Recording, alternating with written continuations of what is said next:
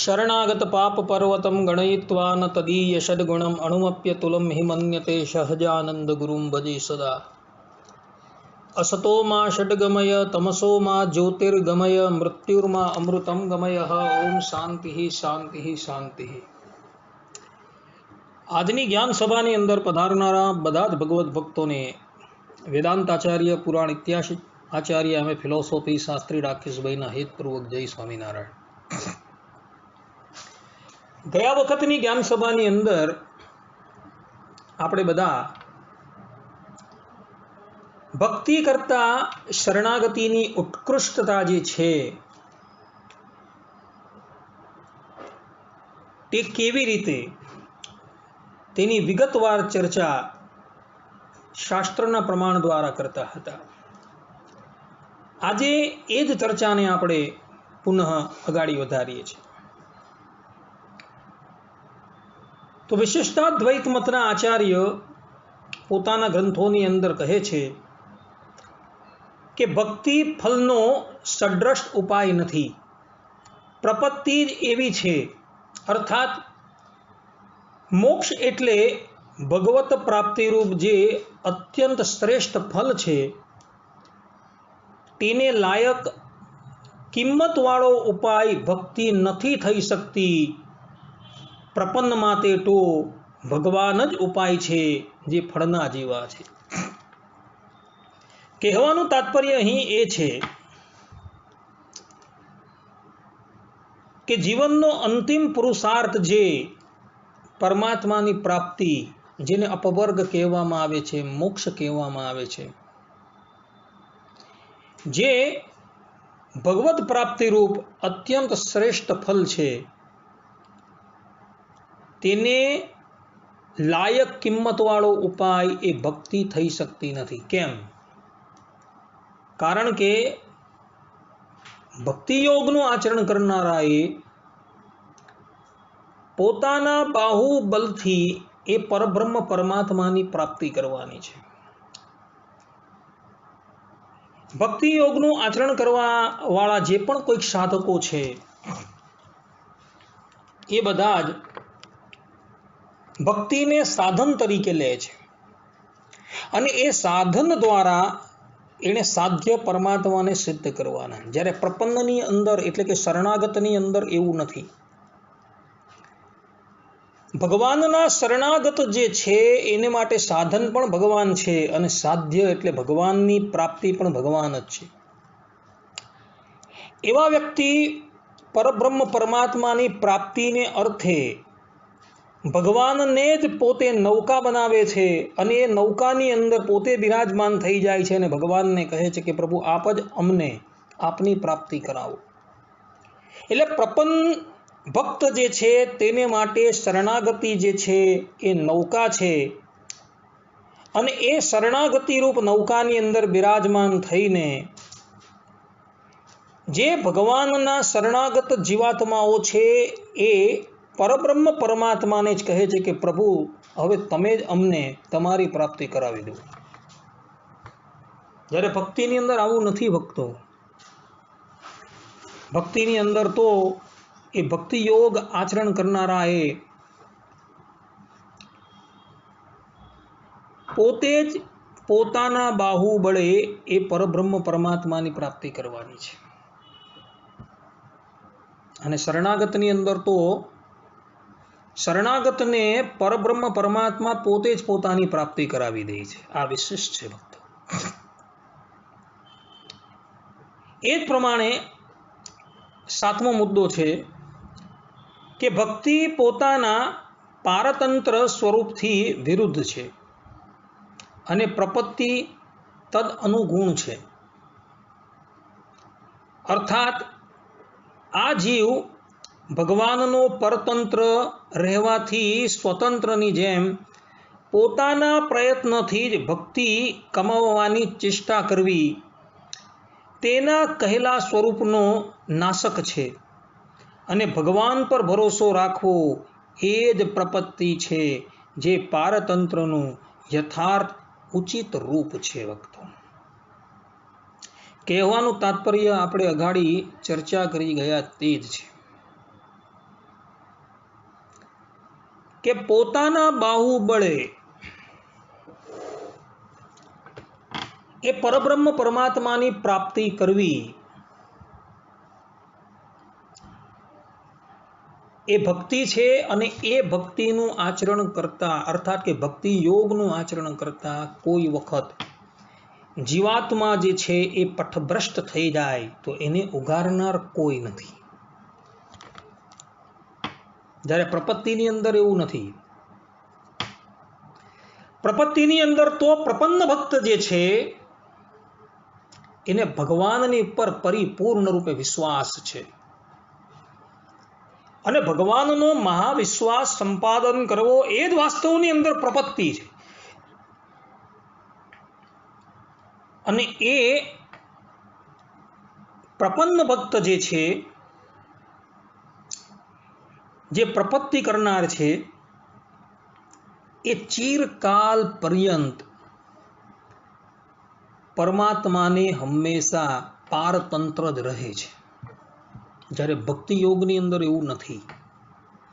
ભક્તિ યોગની અંદર એ જીવાત્મા જે સ્વતંત્ર છે, અને સ્વતંત્ર થકો એ પરબ્રહ્મ પરમાત્માને ભક્તિયોગ દ્વારા પ્રાપ્ત કરવાની ઈચ્છા રાખે છે.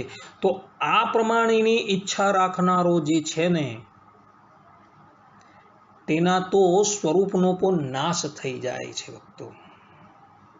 અર્થાત કે કદાચ કોઈ વિપરીત માર્ગ ઉપર એ આરૂઢ થઈ ગયો અને પથભ્રષ્ટ થઈ ગયો,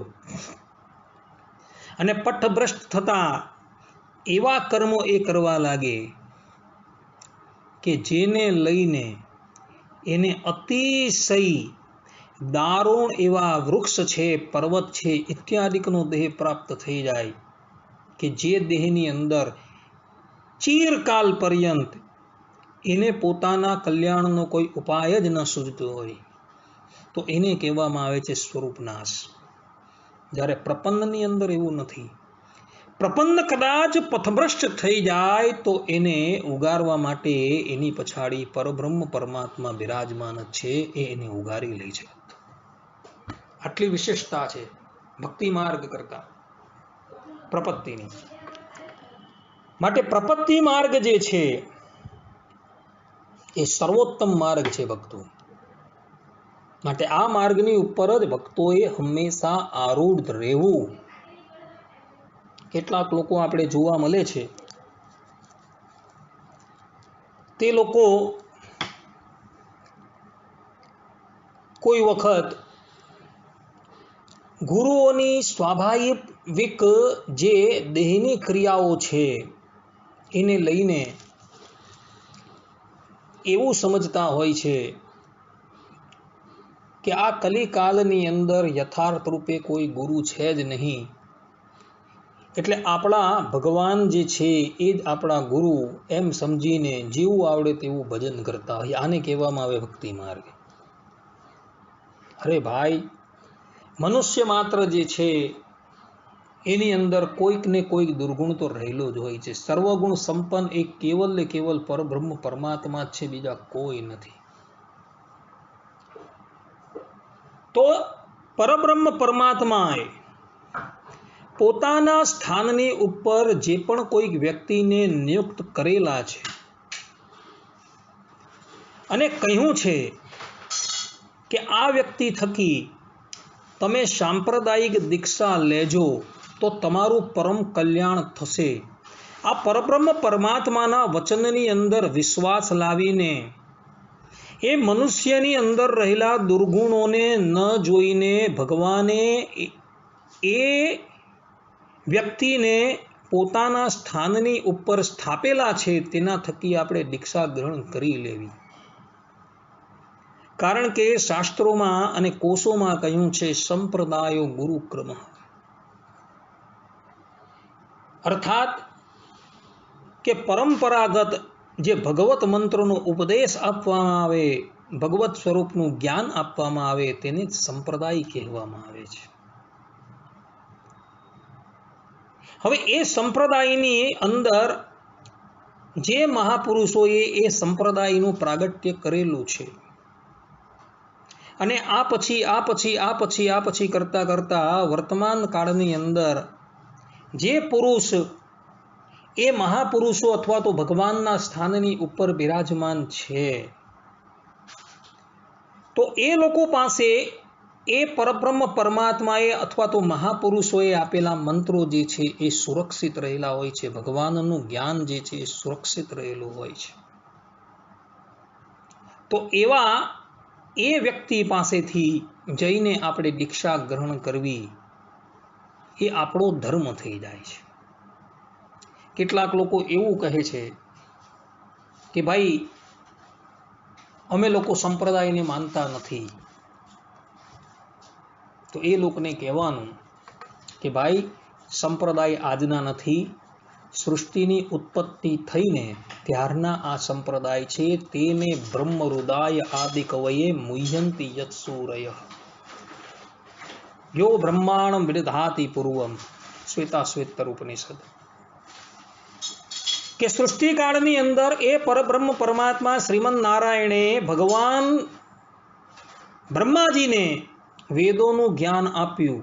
તો બ્રહ્માજીના ગુરુ કોણ થયા? શ્રીમન નારાયણ. તો ગુરુ પરંપરા શરૂ થઈ કે નહીં? તો એ ગુરુ પરંપરા આજની નથી, અનાદિકાળની છે ભક્તો. એટલે સંપ્રદાયો અનાદિના છે, આજના નથી. દ્વૈત મત, અદ્વૈત મત, વિશિષ્ટાદ્વૈત મત, ભેદાભેદ મત, એ બધાની ગુરુ પરંપરા તમે જુઓ તો અનાદિની છે. વ્યાસ ભગવાને વેદાંત સૂત્રમાં એનો ઉલ્લેખ પણ કરેલો છે. તો એ ગુરુ પરંપરા જે છે અનાદિ છે, અને એ ગુરુ પરંપરાગત જે પણ કંઈક શાસ્ત્રોનું જ્ઞાન છે કે મંત્ર દીક્ષા છે, એ બધી એ લોકોની અનાદિથી ચાલી આવે છે. તો જેની પાસે એ મંત્રો સુરક્ષિત છે તેના થકી જ આપણે એ મંત્ર ગ્રહણ કરવાના છે. જો એ ન લે અને શાસ્ત્રોની અંદર કોઈક સ્થાનની ઉપર જે મંત્ર બતાવેલા છે એ મંત્ર ગ્રહણ કરીને જાતે જ એનો જાપ કરવા લાગે તો ભાઈ એ મંત્ર ફલીભૂત થતા નથી. જેમ કોઈ મનુષ્ય અતિશય બીમાર પડ્યો, અર્થાત કે એને તાવ આવ્યો, અને એ વ્યક્તિ મેડિકલની અંદર જાય અને કહે કે ભાઈ મને તાવ આવેલો છે તો દવા આપો, તો મેડિકલની અંદર રહેલો જે વ્યક્તિ જે છે એ એના રોગ પ્રમાણે એને દવા આપે છે.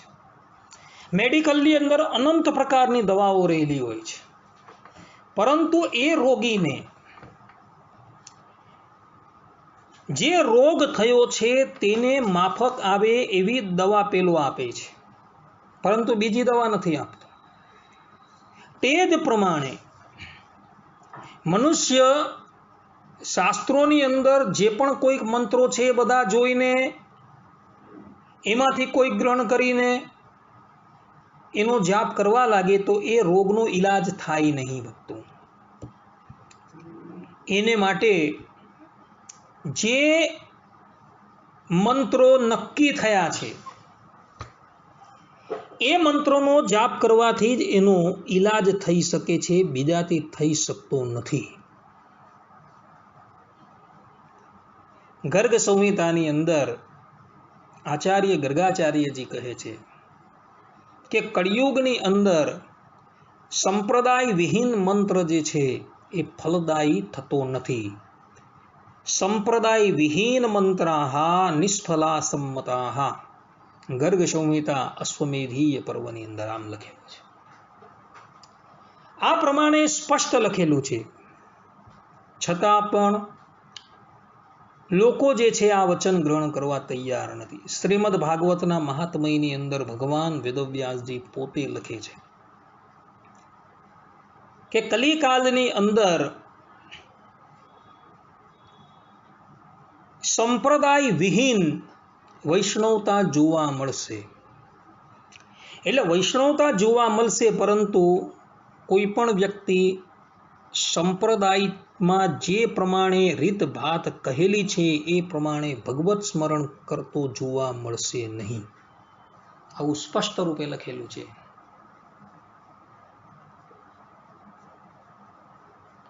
માટે જે સંપ્રદાયની અંદર જે વ્યક્તિ જોડાયો હોય તેણે એ સંપ્રદાયની અંદર જે મંત્ર ગુરુ પરંપરાથી પ્રાપ્ત થયો હોય તેને ગ્રહણ કરીને એનો પ્રેમપૂર્વક જાપ કરવો, એ સંપ્રદાયનું જ્ઞાન જે છે પોતાના હૃદયની અંદર એને સ્થિત કરવું. આચાર્ય વલ્લભાચાર્યજી પોતાના એક ગ્રંથની અંદર કહે છે કે જ્યાં લગીન તમને તમારા સંપ્રદાયની અંદર નિષ્ઠા પરિપક્વ થતી નથી ને, ત્યાં લગીન તમને એ ભગવાનની અનુભૂતિ ક્યારેય પણ થવાની નથી. માટે આપણે જે સંપ્રદાયની અંદર જોડાયેલા છે એ સંપ્રદાયને વિશે પરિપૂર્ણ નિષ્ઠા રાખવાની છે.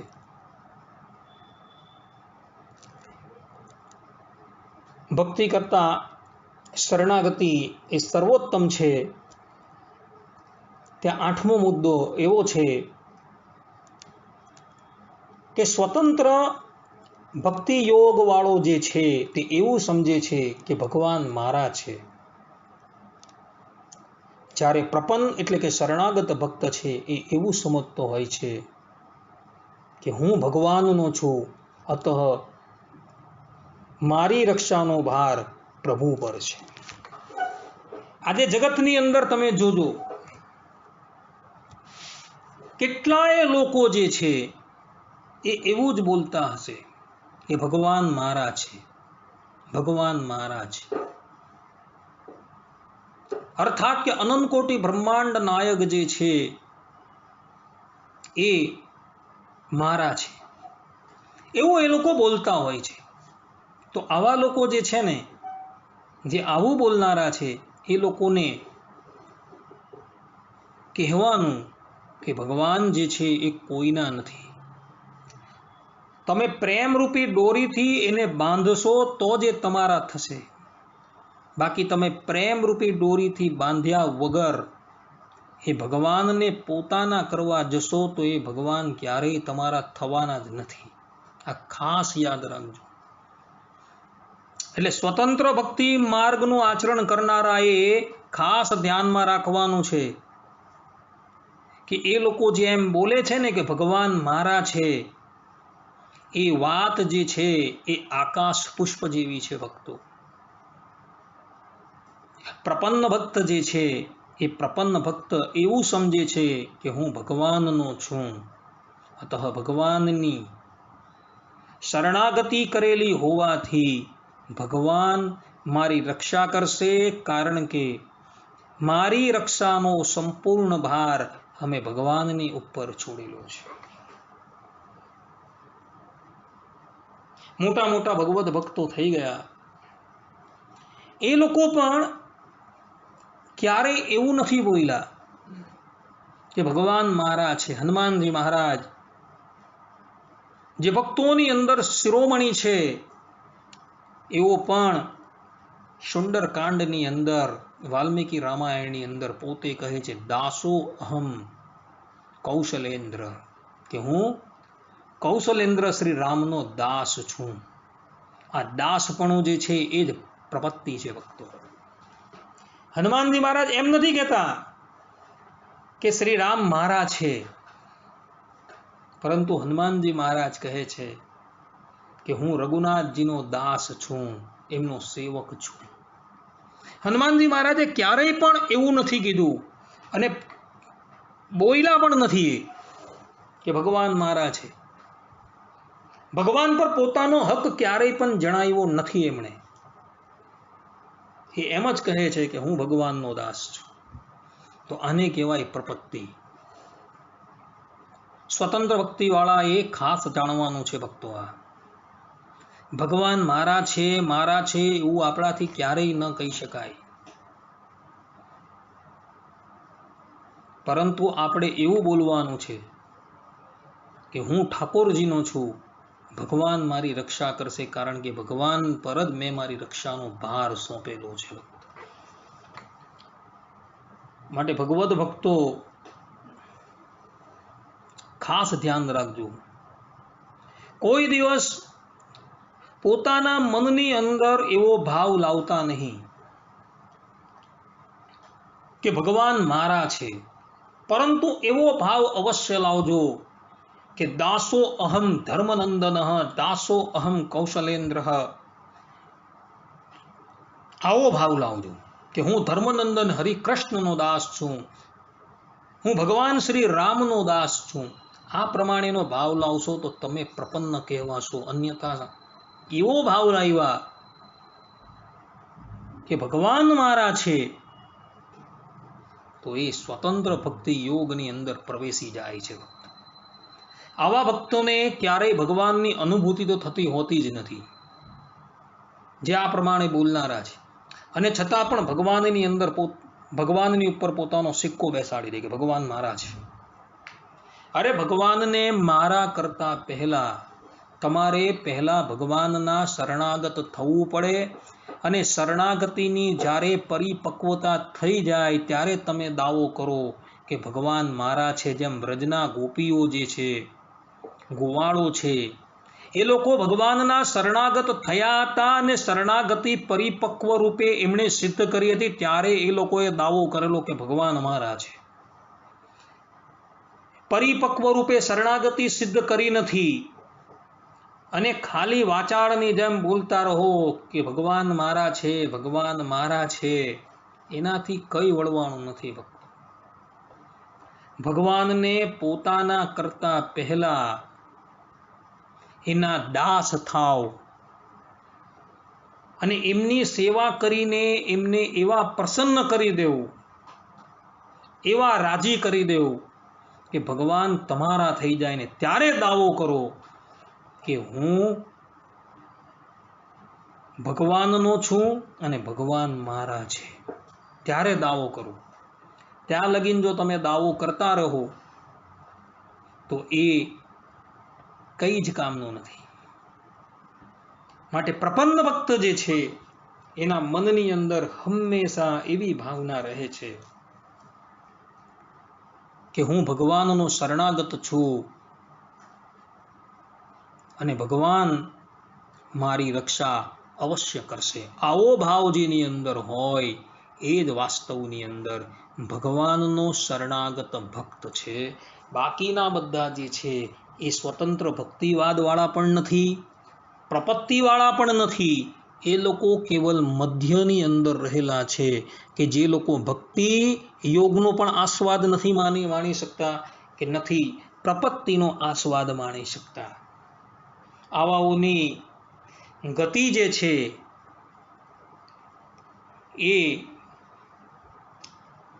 બહુ જ દયનીય છે. માટે પોતાને હંમેશા ભગવાનના પ્રપન્ન માની એ ભગવાનની જેવી આવડે તેવી ભક્તિ કરજો. ભક્તિનું બળ ન રાખતા, પરંતુ ભગવાનની પ્રપત્તિ વિશ્વાસનું બળ રાખજો, તો ભગવાન તમારો ઉદ્ધાર કરશે, તમને પોતાની અનુભૂતિ કરાવશે. આટલું કહીને મારી વાણીને વિરામ આપું છું.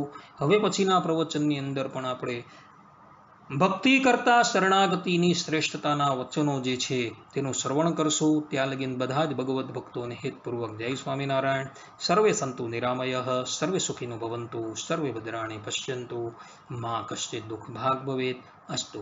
જય સ્વામિનારાયણ.